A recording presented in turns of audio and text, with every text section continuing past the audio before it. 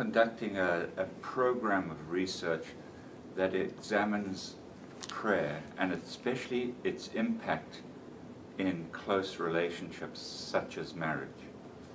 And in that study, what we did was a series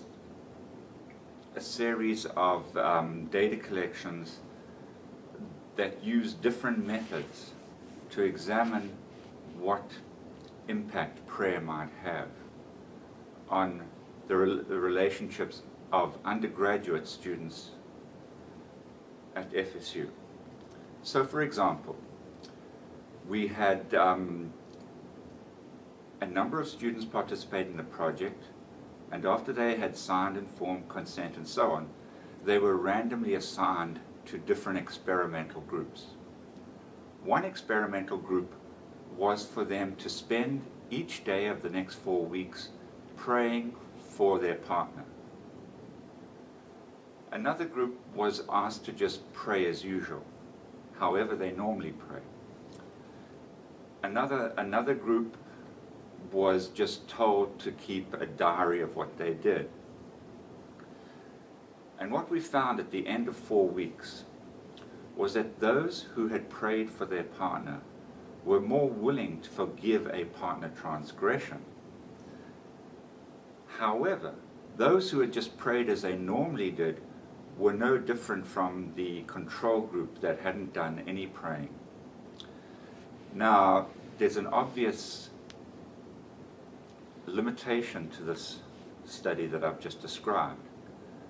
And I'm happy to report that we have followed up with another study which shows that even the partner of the person who's doing the praying reports at the end of the 4-week period that their partner is more forgiving towards them, without even knowing that their partner was participating in the study. So we have not only the person who's doing the praying reporting that they're more forgiving, but their partners also reporting that they're more forgiving. So we've addressed that shortcoming of it all being just self-report by one person. And we've done a further study in the laboratory now where there is an induced transgression that occurs between the partners.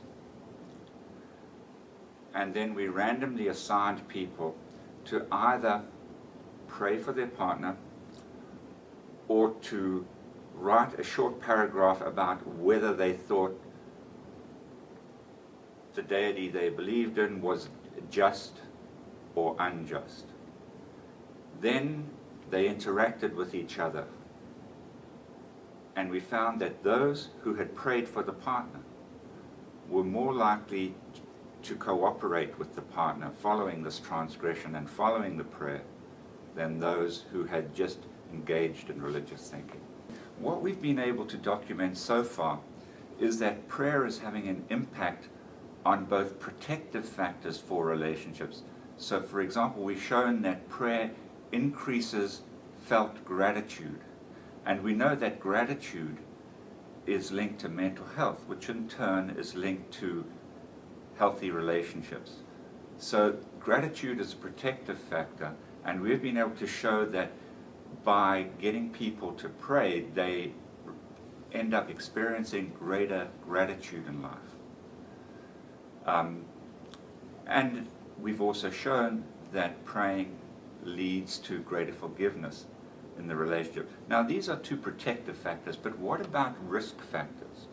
What about the things that can destroy a relationship? Things like infidelity. Well, we've also done research to document that those who pray for their partners in an experiment display less cheating than those who don't pray for their partner. So we've addressed both protective factors and risk factors for relationships.